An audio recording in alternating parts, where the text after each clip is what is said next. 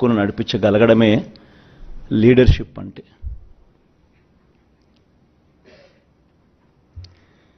ఈరోజు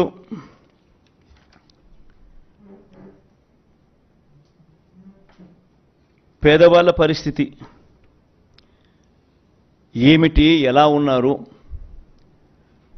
ఎలా బ్రతుకుతా ఉన్నారు, ఎలా బ్రతికారు అని నా 3648 కిలోమీటర్లు సాగిన నా పాదయాత్రలో నా కళ్ళారా నేను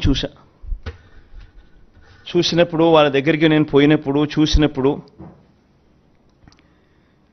పేదవాళ్ళ పరిస్థితి ఏమిటి అని చెప్పి గమనిస్తే, పిల్లలను చదివించలేని పరిస్థితి, చదివించాలని ఆరాటం ఉన్న తల్లులకు. ఎందుకంటే మొట్టమొదటగా కడుపు నిండితే తప్పనిచ్చి ఆ తర్వాతనే చదువులు గుర్తుకొస్తాయి. అలాంటి పరిస్థితుల నుంచి ఫీజులు కట్టలేక పిల్లలు చదువులు మానేసిన పరిస్థితి, పిల్లలు తమ తండ్రులు ఆ ఫీజులు కట్టలేని పరిస్థితిని చూసి పిల్లలు ఆత్మహత్యలు చేసుకున్న పరిస్థితి, ఇంజనీరింగ్ చదువుతా ఉన్న పిల్లలు. ఇవన్నీ నా కళ్ళారా చూసా.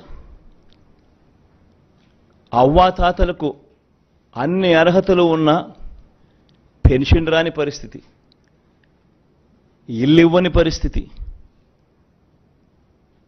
రేషన్ కావాలన్నా, మరుగుదొడ్లు కావాలన్నా సబ్సిడీ మీద ఇచ్చే లోన్లు ఇచ్చి అరకొర ఆ ఊర్లో ఇద్దరికో ముగ్గురికో ఇస్తా ఉన్న వాటికి కూడా ప్రతిదానికి లంచం లంచం లంచం, వివక్ష వివక్ష వివక్ష.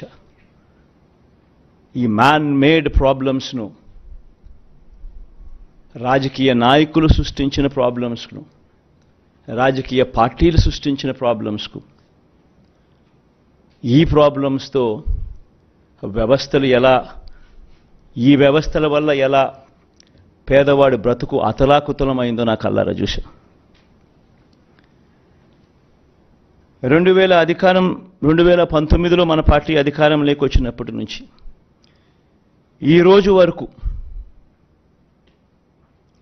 ప్రతి అడుగు కూడా నేను చూసిన ఆ సమస్యలకు సొల్యూషన్ వెతుకుతూ,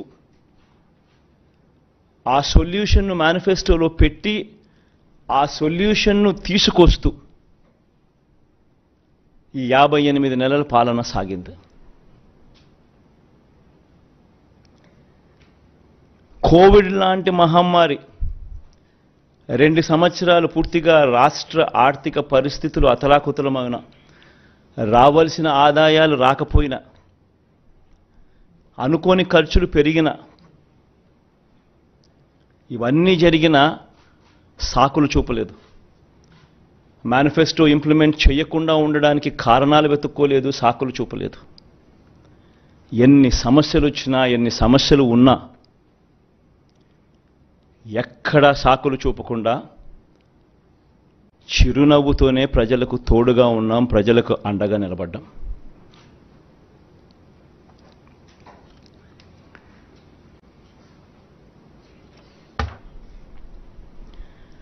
మేనిఫెస్టో అన్నది ఇంప్లిమెంట్ చేస్తూ ప్రతి సంవత్సరం ఆ ఇంప్లిమెంట్ చేసిన మేనిఫెస్టోను ప్రతి సంవత్సరం ప్రజల దగ్గరికి పంపించడం జరిగింది. అడుగులు వేగంగా వేస్తూ జూన్లో మనం ప్రమాణ స్వీకారం చేశాం. ఆగస్ట్ కల్లా వాలంటీర్ వ్యవస్థను తీసుకొచ్చాం. అక్టోబర్ 2వ తారీఖు కల్లా, గాంధీ జయంతి నాటికల్లా సచివాలయ వ్యవస్థను తీసుకొచ్చేసాం.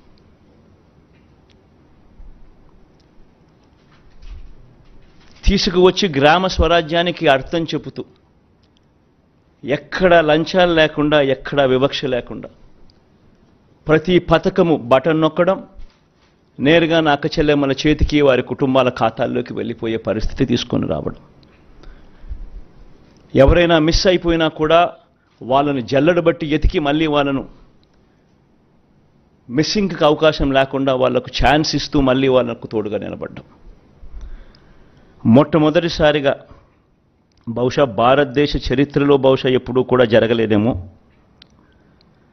ప్రజలకు మంచి చేయడమే కాకుండా, ప్రతి సంవత్సరం అది పంపించడమే కాకుండా, ఎమ్మెల్యేలను కూడా ఎప్పుడో ఎన్నికలప్పుడు గడప గడపకు వెళ్ళడం కాదు, ఎమ్మెల్యేలను కూడా ప్రజల దగ్గరికి ముందుగానే, ఎన్నికలకు 2-3 సంవత్సరాల ముందుగానే వాళ్ళను కూడా గడప గడపకు తిప్పుతూ ప్రజలకు జరిగిన మంచిని ప్రతి ఇంట్లోనూ ఈచ్ ఇండివిజువల్కు, ఈచ్ హౌస్కు రాసిన లెటర్లు తీసుకొని పోయి ఆ ప్రతి లెటరు వాళ్ళే ఇచ్చి, అక్క చెల్లి ఇవన్నీ జరిగాయి కదమ్మా, సంతోషంగా ఉన్నారా అని చెప్పి ఎమ్మెల్యేలు సైతం వాళ్ళ దగ్గరికి వెళ్ళి వాళ్ళ బ్లెస్సింగ్స్, ఆశీర్వాదాలు తీసుకునే కార్యక్రమం బహుశా దేశ చరిత్రలో ఎప్పుడూ కూడా జరగల.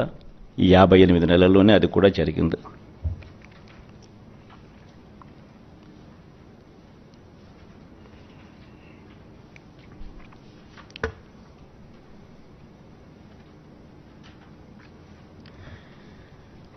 ఎందుకు నేను ఈ మాటలన్నీ కూడా ఎందుకు చెప్తా ఉన్నానంటే, మేనిఫెస్టో అన్నది ఎందుకింత